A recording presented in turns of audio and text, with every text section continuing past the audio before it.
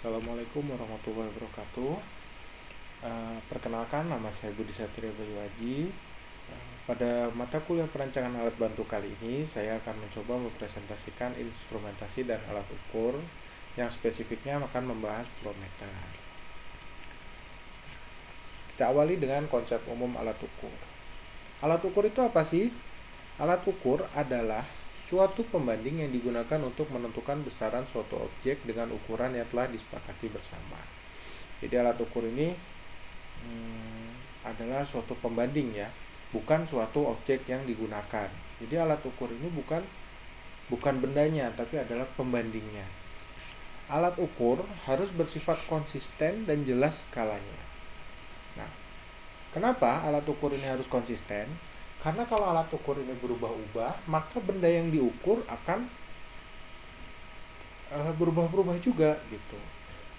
Jadi tidak bisa dibandingkan, tidak bisa dijadikan pembanding jika tidak bersifat konsisten. Dan harus jelas skalanya. Karena kita sebagai manusia kan menggunakan indera untuk pengukuran, selama pengukuran. Nah, bila skala pada alat ukur itu tidak jelas, maka akan muncul kesalahan pengukuran. Nah, alat ukur juga harus sesuai standar yang berlaku. Misal di Indonesia, standar yang berlaku adalah satuan internasional. Tapi kita menggunakan alat ukur dengan satuan metrik. Nah, itu kan tidak sesuai standar. Maka alat ukur tersebut harus dikonversi atau diganti dengan alat ukur yang sesuai standar yang kita gunakan, yang berlaku. Selanjutnya, jenis-jenis alat ukur.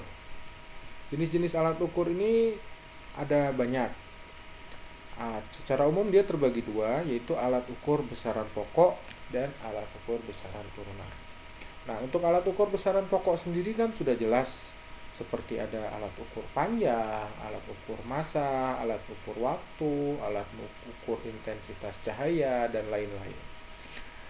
Nah, untuk alat ukur besaran turunan itu jumlahnya jauh lebih banyak, karena besaran turunan itu adalah gabungan dari beberapa besaran pokok. Jadi besaran turunan ya tentu saja alat ukurnya lebih banyak dan lebih spesifik. Contohnya seperti alat ukur kecepatan, yaitu speedometer, ada speedometer dan lain-lain misalkan. Terus ada untuk pengukur debit, itu ada flow meter, ada barometer, ada hygrometer dan lain-lain sebagainya. Lalu kita akan mulai masuk ke pembahasan mengenai flow meter. Nah, pada pembahasan mengenai flow meter ini dibuka dengan pertanyaan.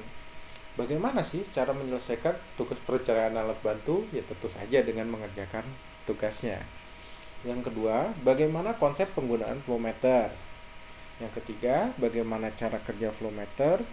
Yang keempat, bagaimana instrumentasi flow meter? Dan yang kelima, apa saja jenis-jenis flow meter? Apa itu flow meter? Flow meter merupakan alat ukur yang digunakan untuk mengukur laju fluida atau jumlah suatu fluida yang bergerak mengalir pada suatu pipa tertutup atau saluran terbuka seperti channel atau sungai atau parit atau gorong-gorong. Contohnya flow meter PDAM yang ada di bawah. Nah, fungsi flow meter sendiri adalah untuk mengetahui parameter ukuran untuk mengontrol rangkaian elektronik, misal. Contohnya yang di rumah itu depan PLN untuk mengetahui besaran ukuran aliran pada beberapa material, menentukan efektivitas dan efisiensi suatu proses, menghitung dan mengukur penghematan biaya produksi, mengantisipasi kerusakan mesin, memudahkan proses pemantauan dan pengolahan limbah, menghitung besaran heat energi di hotel, mall maupun industri yang lain. Untuk parameter pemasangannya itu sangat membutuhkan analisis teknikal yang kuat. Jadi terlalu detail dan terlalu dalam untuk dibahas. Tetapi pada dasarnya itu membutuhkan menyesuaikan dengan kebutuhan gitu.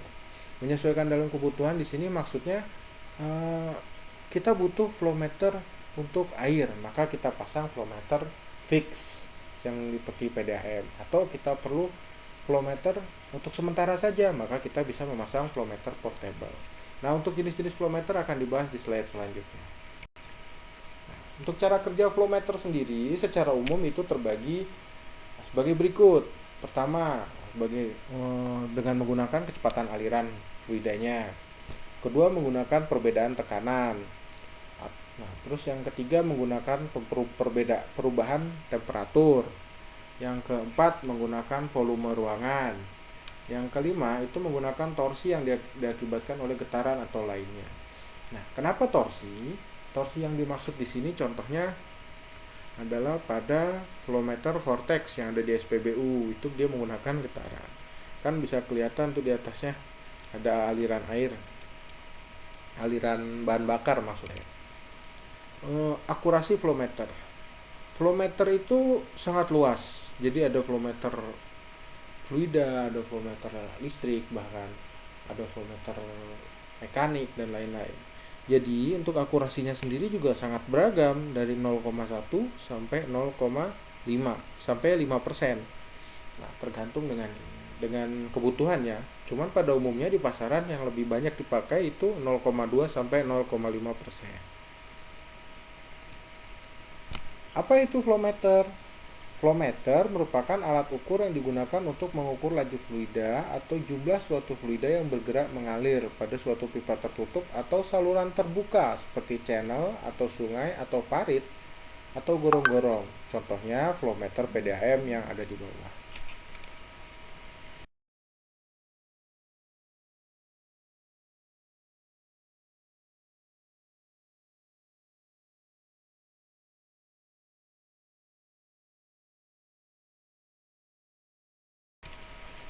Selanjutnya untuk tipe dan model flow meter itu ada beberapa tipe ya. Yang pertama adalah flow meter portable. Ini biasanya menggunakan eh, jenis ultrasonik ya.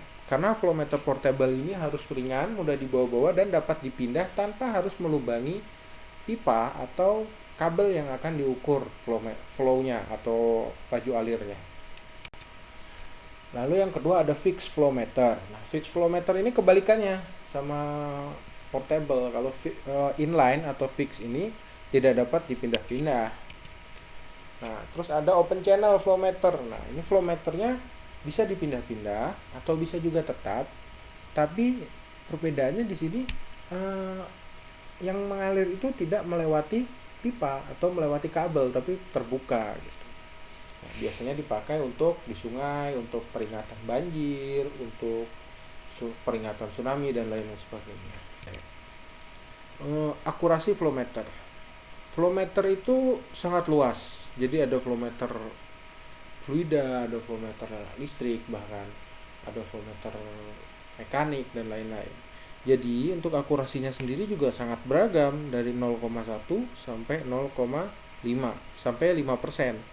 Nah, tergantung dengan kebutuhannya. Cuman pada umumnya di pasaran yang lebih banyak dipakai itu 0,2 sampai 0,5%.